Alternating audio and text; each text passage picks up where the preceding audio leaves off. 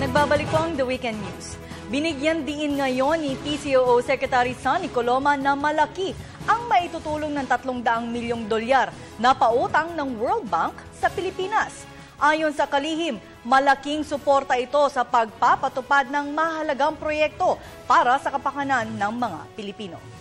Nilagdaang kasunduan sa pautang sa World Bank ay magbibigay sa Pilipinas ng suporta upang palakasin ang mga proyekto at gawaing pangbayan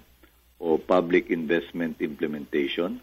pagbabawas ng gastusin sa pagtatayo ng negosyong may kinalaman sa paglikha ng trabaho at pagbaba sa antas ng kahirapan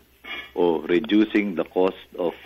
doing business for jobs creation and poverty reduction, paglinang ng kakayahan at kasanayan ng mga mahihirap o developing the human capital of the poor, at ang pag-iisa o paglalagom ng mga naisulong na gawain sa pagpapabuti ng fiscal sustainability sa pamagitan ng pagpapalakas ng koleksyon sa buwis at pagsulong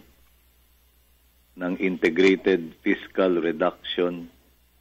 risk management strategy. Dagdag pa rito, saklaw rin ng kasunduan ang paglinang sa mga mahalagang infrastruktura at ang pagpapaikli ng panahon sa pagrerehistro ng mga micro, small, and medium enterprises. Bukod sa Department of Finance, lalahok din ang mga sumusunod na kagawaran sa pagpapatupad ng mga programang nakapaloob sa loan agreement na ito: Department of Budget and Management, Department of Public Works and Highways, Department of Tourism,